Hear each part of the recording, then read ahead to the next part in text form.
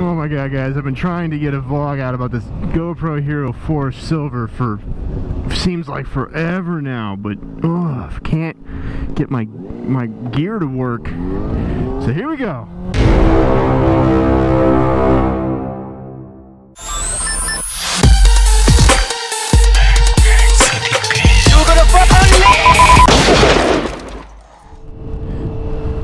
So you might notice something new.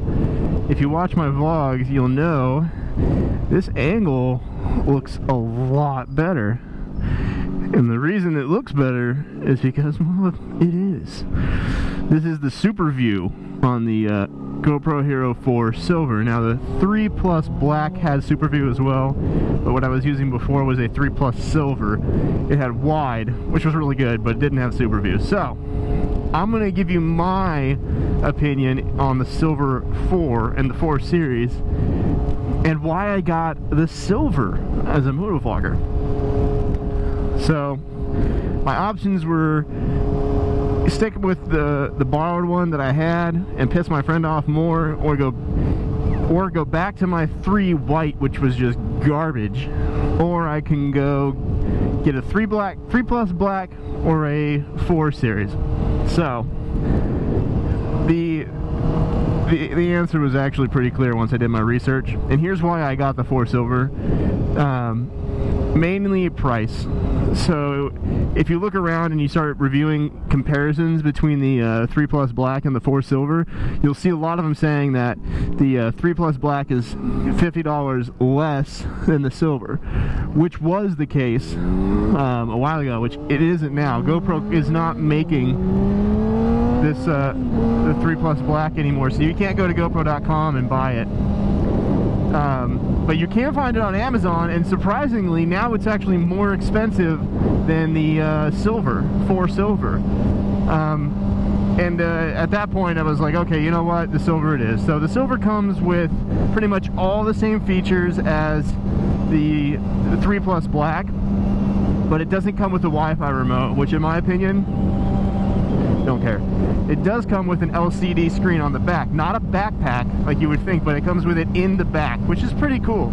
I didn't think it was all that great, and if they had a version that was about $75 to $50 less that didn't have the screen, I would have bought that instead. But now that I have it, I actually kind of like it, and I'll share my opinions on that too. So the quality on this is awesome. The resolution is fantastic. You're looking at this right now in 1080 at 60 frames per second. It's so smooth, it's so great. And that super view for a motovlogger is really, really good, because now you can see like my hands on the handlebars while my head is in its normal position, as well as where I'm going. You're not losing any view or anything as well. It's fantastic. So that screen, I didn't think I was going to need it. I wasn't going to like it, and it is touch. It is a touch screen. So it's really cool and easy to use. It's nice and easy to set up the camera and change the settings from there instead of having to connect it to the app or use that tiny little screen on the front. It's definitely an improvement.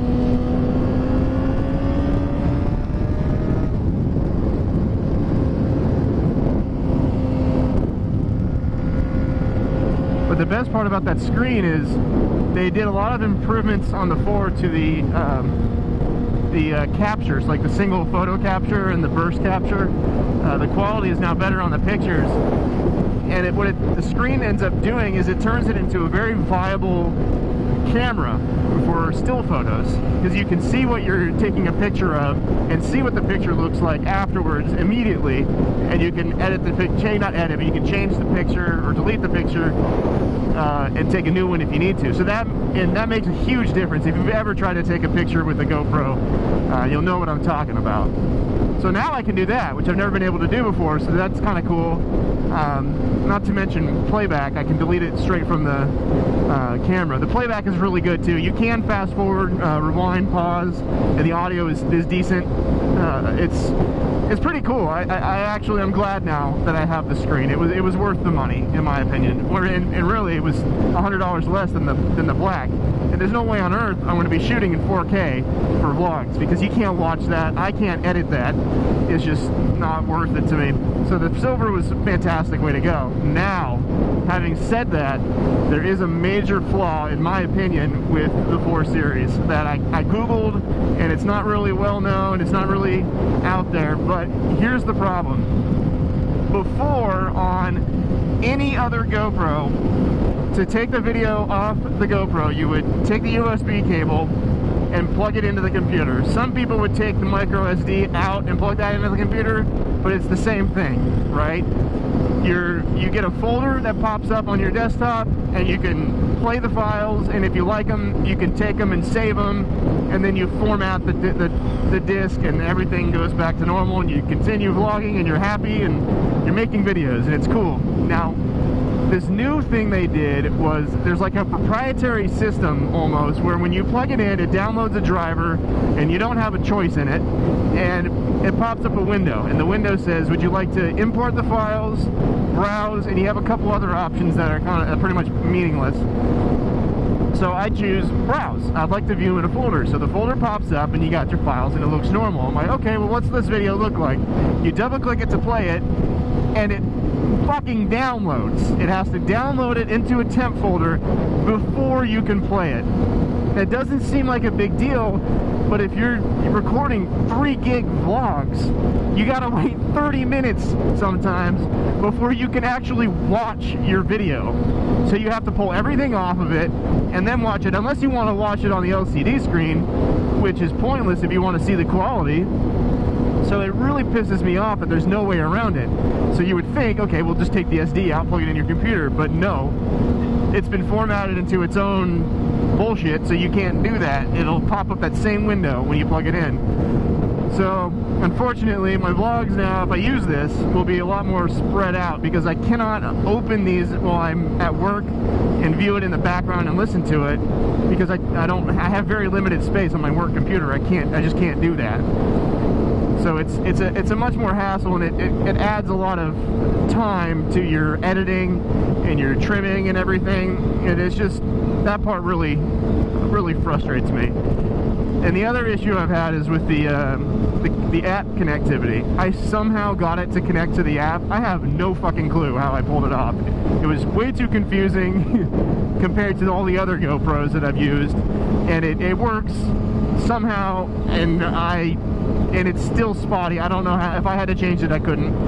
And I also tried to get it to connect via Bluetooth, and I just couldn't get that crap to work either. So it works, and that's fine, until I went to update it. There was an update that came out, and it bricked about 5 times before it finally went through, and the Wi-Fi needs some improvement. So they did, that update did release some changes to the Wi-Fi. It's still just as confusing as fuck, but it's a lot better. So take these all into consideration when you're going to buy it. I'm still happy with the GoPro. The end result is quality, and because that's what you guys see, and I'll deal with some hassles for you guys, because I love you. You're so cool. But the super wide is worth it. If that hassle is too much for you, go find a 3 Plus black, because that's pretty much your only option to get that super wide without the BS that this thing has, unless they fix it. So all in all, great camera. Look at it, it makes it look like I'm going so much faster too. And that's, I think, what happened with Suburban Delinquent and EM187. I always watch their videos, I'm like, man, how is he hauling so much ass off the line? And now I realize that it's not sped up. It's just super view. It's really, really cool.